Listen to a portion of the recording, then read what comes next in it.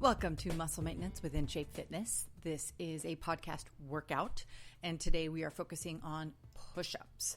Now, why are we focusing just on push-ups? One exercise, how beneficial could it possibly be? Well, part of the podcast is to talk about why they can be incredibly important and incredibly useful in understanding how fit you are. But the other thing that's really great about push-ups is that it kind of works your entire body. And it is a moving plank, which means that as you are executing any single push-up or 10 push-ups or 20 push-ups, your body is holding the plank position, which is that automatic isometric contraction of all of the layers of muscle that wrap your trunk and secure all of your vital organs and your tummy and your hips and your glutes and your chest, everything. And the reason that that's so good for you is because not just because of the way you would look if you can do planks for, a couple of minutes or even hold for the threshold time for most people, which is about a minute. The reason that plank is really beneficial to your health is that it helps mitigate the possibility or lessen the chance that you have excess fatty tissues and fluids and gases in your trunk, which inhibit the function of your vital organs. And these are the issues, the lifestyle condition issues that pervade so much of our modern society in this day and age. Things like heart disease and diabetes, digestive problems, breathing problems, etc. So let's get started with a quick postural systems check. We're going to do a couple of warm-up moves to ready your body for the proper mechanics of a push-up. So as you're doing the postural systems check, which is just a simple stand up really tall and make sure that your shoulders are back. Make sure that your ears and your shoulders line up vertically, which is the way that you get your head back. I've talked about why that's important many, many times, but keep your ears and your shoulders lined up vertically is really, really critical in terms of the musculature on the back of your neck and your upper back, as well as the center of your gravity. Then make sure that your tummy muscles are tightened up a little bit by pulling in your belly button. Your tailbone is tucked in so that your pelvis is straight up and down, and that you are pressing into the floor equally with both your right leg and your left leg. Then last thing is to make sure that your feet are straight. You don't want your toes turned out. Anatomically speaking, that helps you maybe feel more stable, but if you have your feet straight, then you are able to control the pressure that is placed on either the right side or the left side a little bit better, and you engage the right muscles with the right proportions. Okay, now take a couple of deep breaths. In through your nose, out through your mouth is what I always recommend, because as you inhale deeply through your nose, you're filtering oxygen into your body more efficiently and preventing stress hormones and the fight or flight syndrome, which, believe it or not, is something that people end up doing when they begin to exercise. We've kind of created the fight or flight, the primitive response to actual survival issues from the wild in our regular lives by panicking through various scenarios. And exercise panic is a pretty typical condition that I take note of a lot, especially with people that are out jogging or bicycling for exercise, inhaling through the mouth, which is what animals do in the wild. And what we do as part of the fight or flight response is I forgot to put my phone on silent, is really detrimental to your body's ability to actually ambulate properly. So inhaling through the nose allows your body to remain calm and execute your mechanical moves through the exercise that we're getting ready to start doing with the right amount of control and with the proper amount of oxygen, the maximum amount of oxygen coming into your body and carbon dioxide going out. Okay, so now let's get down on the floor, because the first thing that I want you to do is actually lie on your back. I know we're going to do push-ups in a minute, but if you lie on your back and lift your hips up into a bridge, we activate your lower core before we put you into a plank position and your butt. All right, so if you bend your knees and put your feet flat on the floor, And when you lift up your hips, your hands are beside your body on the floor with your palms facing down. Then when you lift up your hips, your ankles and your knees should make a straight line up and down. It's really important that you don't just drop down to the floor and start executing push-ups, even though you might want to. I'm going to talk about the importance of push-ups in just a second. But this exercise in and of itself, the hip bridge, which we did a total focus on the hip bridge in, I think it was last week's podcast workout. Really, really important because your butt and your hips are two of the most forsaken parts of your body when we spend, upwards of 10, 11, 12 hours a day seated on our butts. We deactivate, literally put to sleep the muscles in the butt and then our hip flexors, which are shortened by the flex by sitting and therefore weakened by the sedentary nature of that improper anatomical position. So standing is the anatomical position that the human body is meant to be in. And when you're in hip bridge, you can lengthen those hip flexors and expand them and help strengthen them and stabilize them, and also to activate the butt muscles. So if you just remain in this position, keep your toes down and flat on the floor, don't turn your toes out because, again, you want to make sure that you're using muscles with the right amount of proportional energy. If you turn out your toes, you're going to put more of the load, if you will, on the front of your legs, on your thigh muscles, your quads.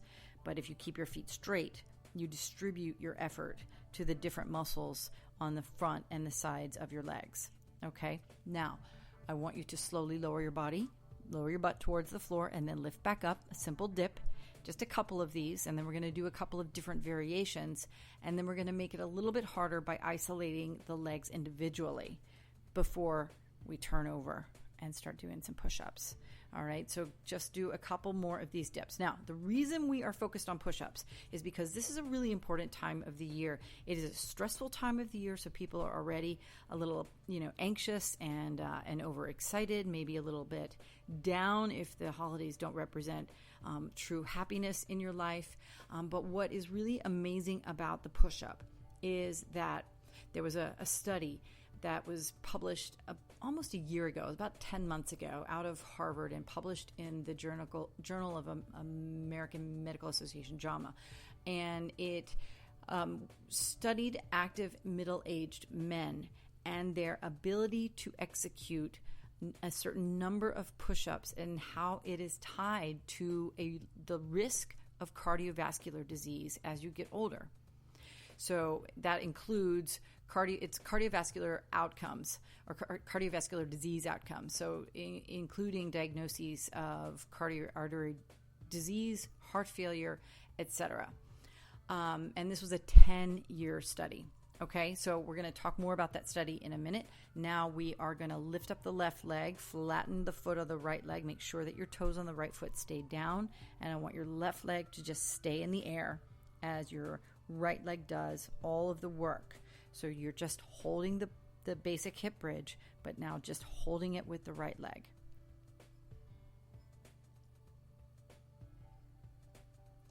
Very good.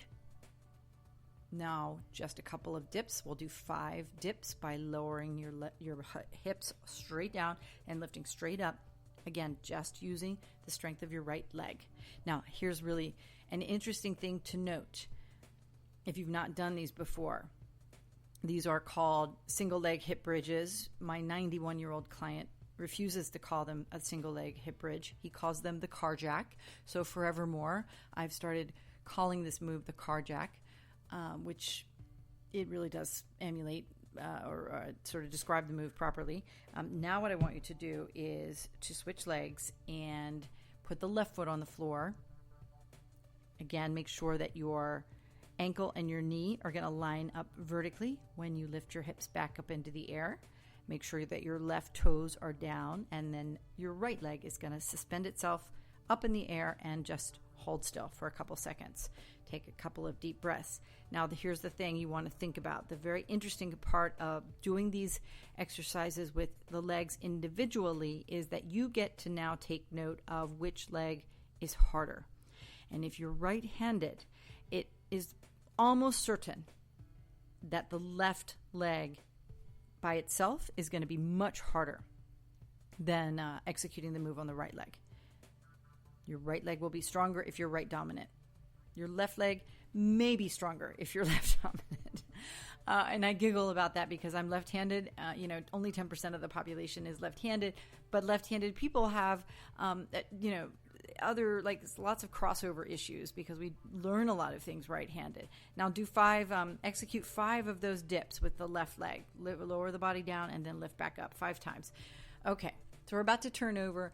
After we do a quick stretch, we're going to turn over and start doing some push-ups. I'm going to talk about that study again in just a second. All right. Now, after the 5, let your butt drop a little bit all the way to the floor. Lift up your feet and hug your knees. Give your butt a little bit of a stretch. And then let both knees drop to one side.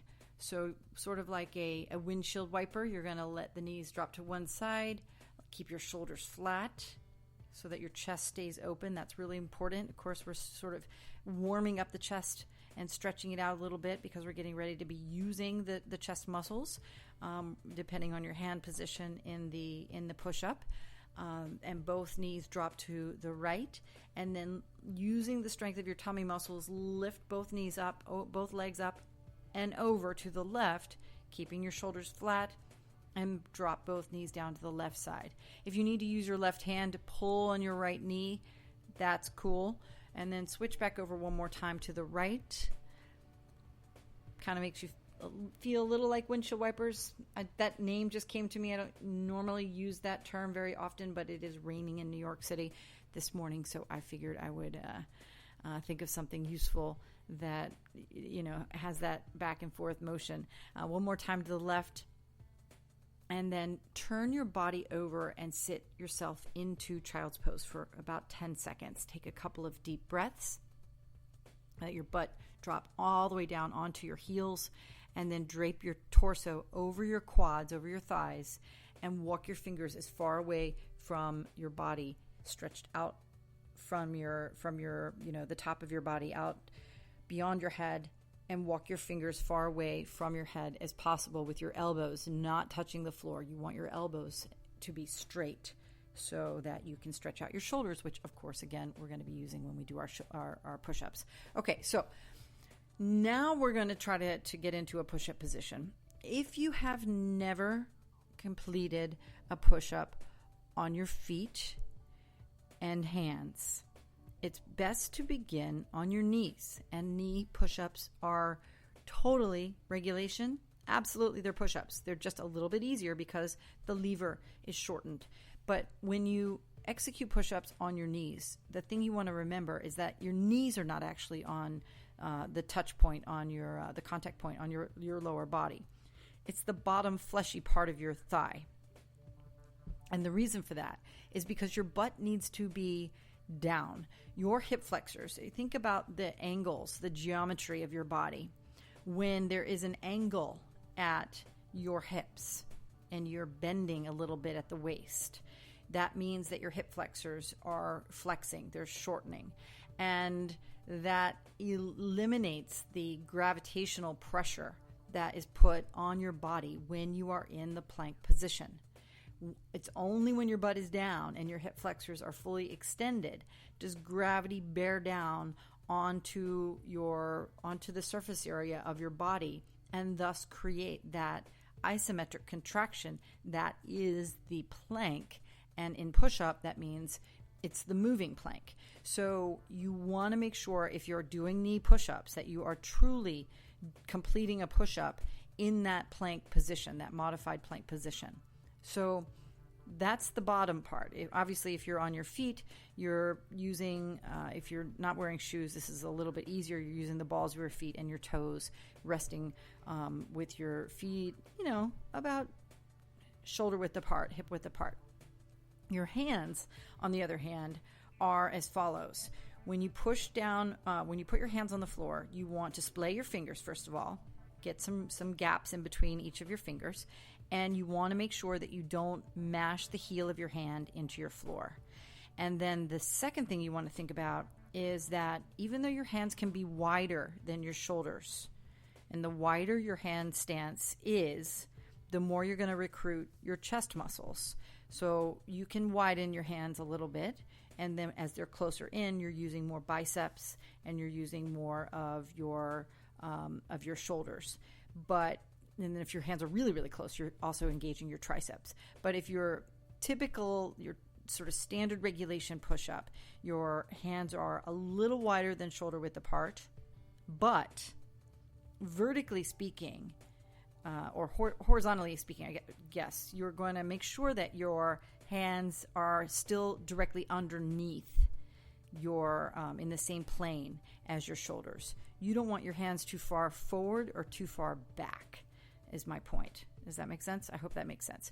Okay, so then when you bend your elbows, you lower your body straight down and you take a breath in through your nose as you do that. And then you exhale through your mouth as you push back up.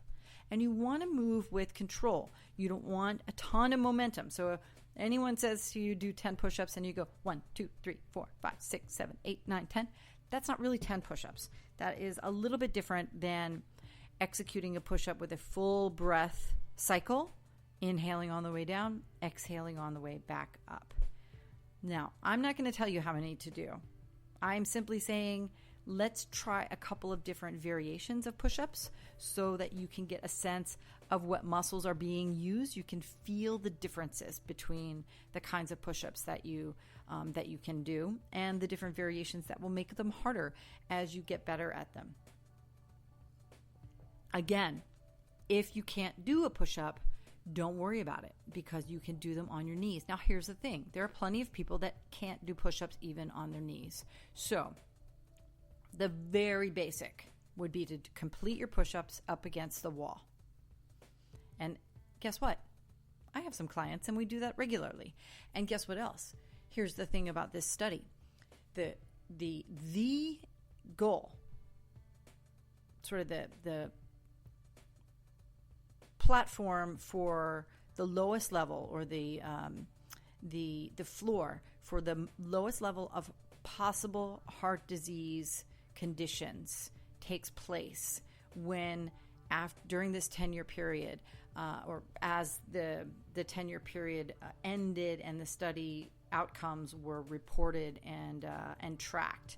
The men who could complete 40 push-ups or more had the lowest risk of health-related issues in terms of cardiovascular disease.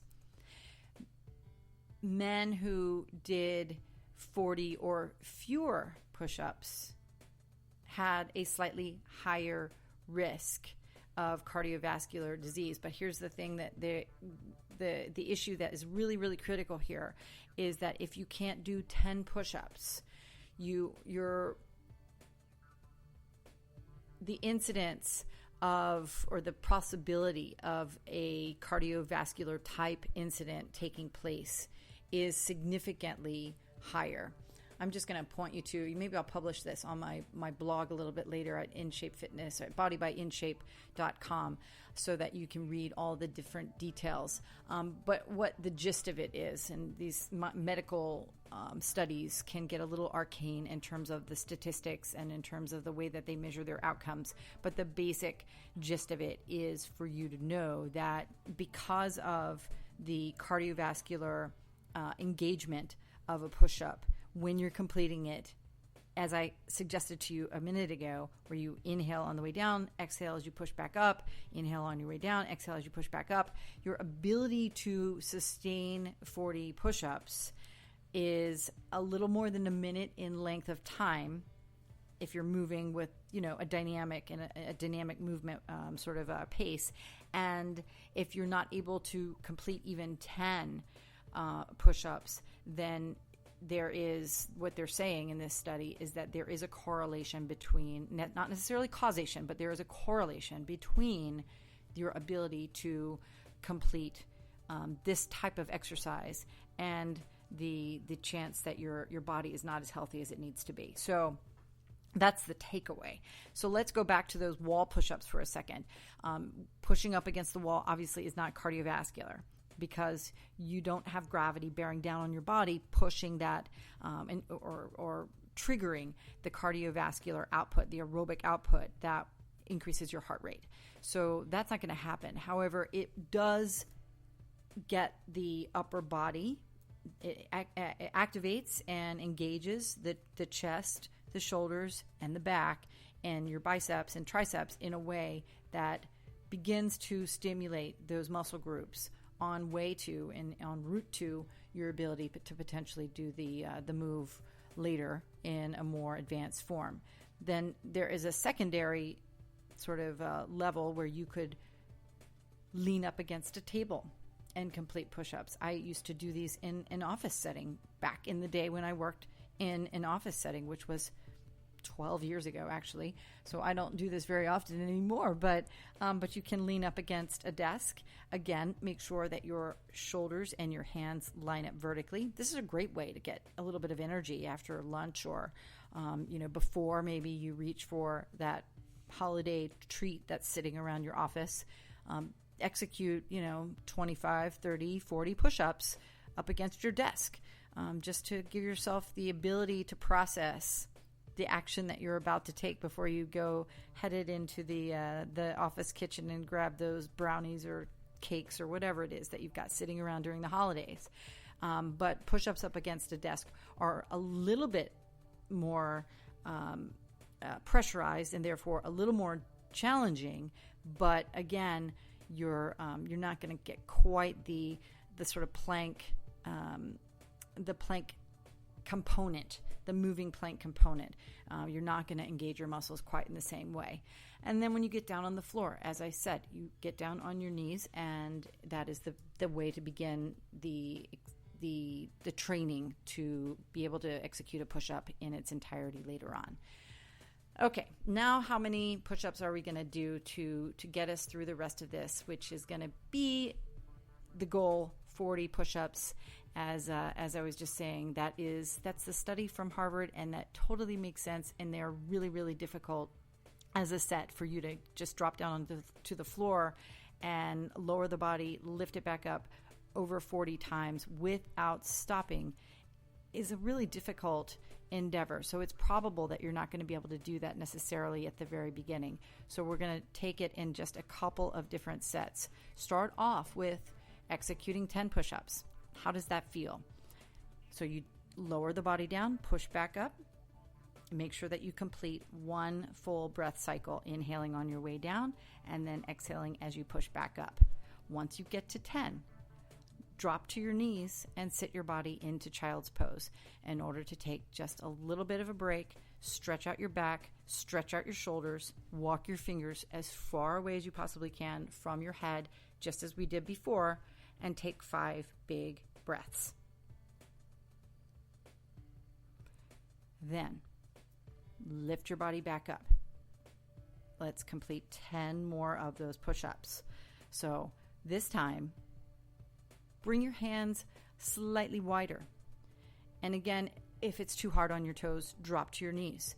But widen your hand stance. Let's now try to activate the chest a little bit more and complete 10 more push-ups. All right, so you're going to lower your body down and lift back up for a count of 10. You inhale on your way down and exhale as you push back up. You can do this. You can do this. I know it's going to be hard as you complete the second 10.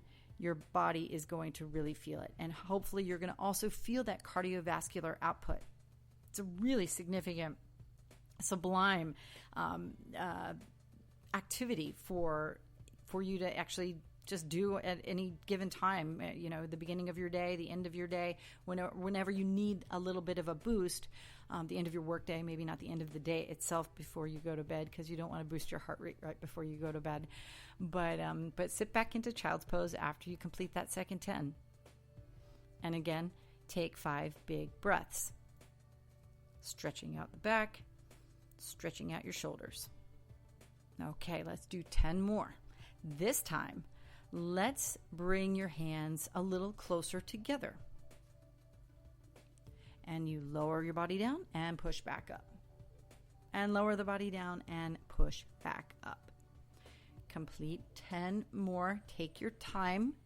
Make sure that you are inhaling through your nose, not inhaling through your mouth. As I said before, inhaling through the mouth is that activation of the part of your brain that says, wait, am I in the jungle being chased by, a wild animal? It's fight or flight. You don't need to panic in this particular situation, because if you really can't do the number of push-ups, then you either drop to your knees or just rest. It's that simple. So inhale through your nose, and then when you're finished, drop back into your child's pose one last time. We're going to try to do 10 more. And this will tell you, so the men in this study were firefighters. There were 1,104 active male firefighters that were studied from the year 2000 to the year 2010, and they were in their late 30s. Their mean age was 39.6, so they were around 40 years old average. So some were older, obviously some were younger. But as I said, they were not sedentary individuals, and they could not all do 40 push-ups, as it turns out too. So the last 10, you can put your hands wherever you want. Just again, make sure that you don't mash the heel of your hand in your floor. You want to distribute your body weight through your palm and your fingertips. So make sure that you're paying attention to the amount of pressure that you're putting on your wrists, and finish those last 10. Not forgetting that you inhale on your way down with your inhale through your nose, and you exhale as you push back up. Now, completing 40 push-ups with me over a couple of sets, 4 different sets of 10, is absolutely a step to getting you into this sort of mindset that there is something significant to being able to execute 40 push-ups at a time, and reduce the possibility of cardiovascular disease, especially if you are a male, especially if you are in your 30s to 40s. So give it a try. Please let me know if you have any questions. You can reach me at bodybyInShape.com or leave a note here at the podcast, and I will see you again next week. Have a great day.